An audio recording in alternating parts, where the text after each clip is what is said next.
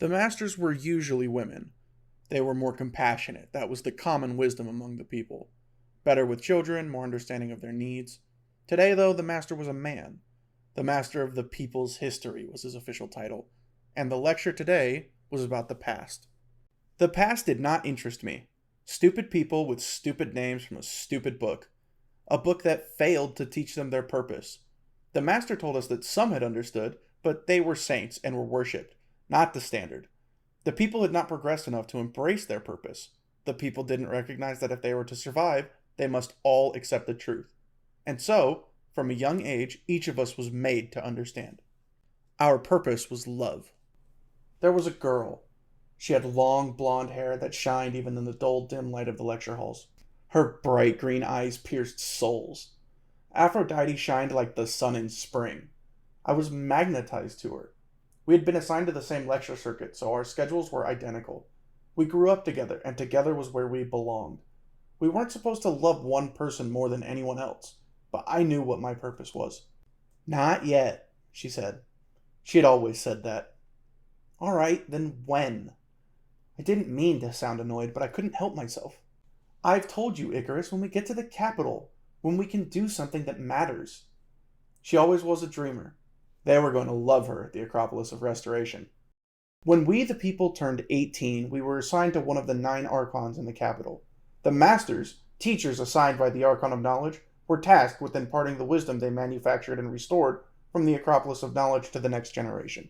They were also tasked with the assignment, which was based on personality traits and proficiencies observed by the masters throughout our studies and social interactions. My whole life I had wanted to be a Spartan, a captain in the Acropolis of Peace, the cornerstone of our safety, the guardians of unity, of peace. From there, I thought I could protect Aphrodite, protect the world. But at assignment, I was chosen for the Acropolis of Purpose. This was an honor, they told me. So few were ever chosen as seekers. I should be proud. Aphrodite gave me a gift to celebrate. A switchblade knife. The handle was cast in silver and formed into a snake. Small emeralds embedded as eyes near the base. I couldn't bring myself to be excited like she was. I didn't need to seek. I already knew. The Archon of Purpose was hailed as the moral guide for the rest of the people. His job was to uncover and dictate the reason. The Acropolis of Reason was home to many of the ancient texts that the Acropolis of Knowledge had deemed unsatisfactory for educational purposes. Made up stories told by nobodies. But from them he had extracted our purpose. The people's lives were structured around his new works. When I was selected, there were 30 seekers. The job of the seeker was to discover and, when possible, create purpose in the lives of the people. Most of them were artists. There is a great deal of meaning in art. We had little to no actual rules or oversight, not including those laid out by the Archon of Law, which we were still expected to adhere to, except one. The Sanctum of Apollo, home of the sun, was off limits for everyone except the Archon. Only death awaits you there, the veteran seeker Hephaestus, who was tasked with introducing me to my new life, warned. Aphrodite had been tasked to help with Project Lazarus in the Dead Zones. Being a seeker meant I had a lot of free time, and I spent the majority of it with her, helping with projects she had been assigned where I could. Sampling this charred amalgamation, testing the radiation level here, trying this solution on this area of blackened and lifeless ground. I tried my hand at painting it once. I discovered I was not a painter. Hephaestus had recommended I sculpt Aphrodite using materials from the grounds we were restoring, but I was either too incompetent or too embarrassed to make something that anyone could find purpose from. Her blonde hair was tied up during her work. It never lost its radiance. Her green eyes could melt glaciers. I couldn't do them justice. Not yet, she said when I asked her again. She always said that. Once I decided to spend a day in the city. I needed to make something, or see something, or create some purpose for someone else, I told myself. It was my duty, after all. Besides, I had already found mine. I had always wanted to be a Spartan, so there was as natural a place to start seeking as any. Agus, commander of the Spartans, had an admiration for the Archon of Purpose, and took me under his wing personally. He gave me a tour of the Acropolis of Peace, which was charged with maintaining order and upholding the law. Hoplites marched in formation and trained throughout. Spartans acted as instructors, captains, leaders. Aphrodite would have laughed at their stiffness and called them robots. Their numbers were overwhelming. There must have been 400 of them. He showed me the research and development sanctuaries where inventors and Spartans worked together to develop defense technologies, smart weapon systems that could be used for safety.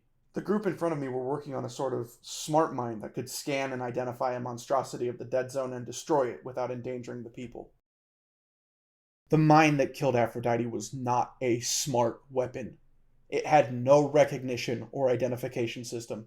It had an old pressure plate that caused an explosion as soon as enough force was applied. Friend or foe, the mine didn't really care. A remnant of the past. A past that didn't understand its own purpose. A past that had robbed me of mine. Apathy became hatred.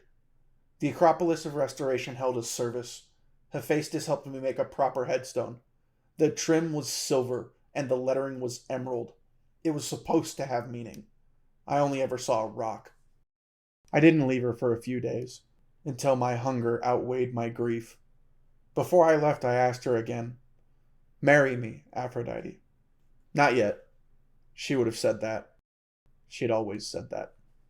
After devastating losses in the battle for my sanity to despair, I learned a secret from Persephone, one of Aphrodite's overseers.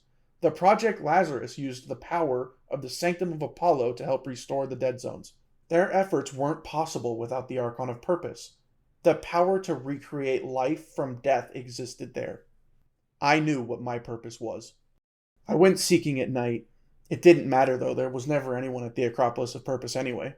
Purpose existed in the world. The Acropolis was, after all, just a staging point for seekers and a home for an Archon. The inside of the Acropolis was well lit. The walls were an eggshell white.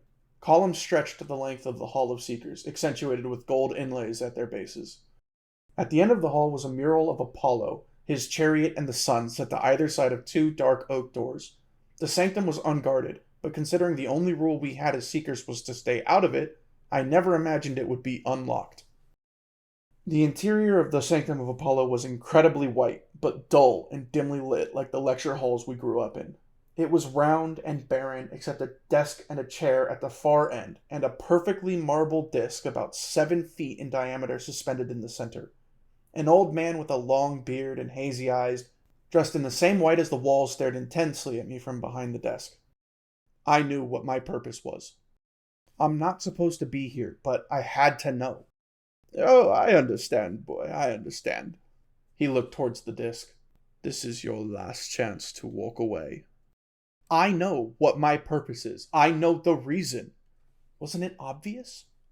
The Archon walked over to me and placed a hand on my shoulder. It was heavier than the earth itself. He let out a heavy sigh. It knocked the breath out of me, forced me to hyperventilate.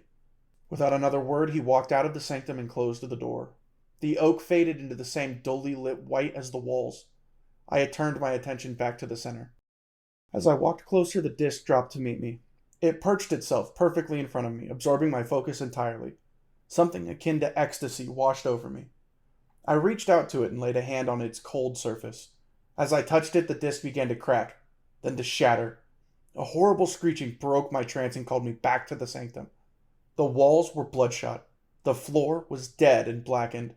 I looked back at the demolished disc, the marble now dark and glassy.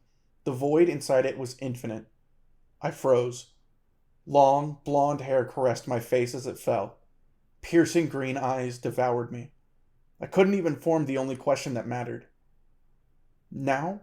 was all I managed. "Now," she said. She had never said that. I reached out to touch her. Her fingers traced me, like cold steel, electrifying my arms as I pulled her in. The last thing I saw was those emerald eyes shine as the knife tore across my throat.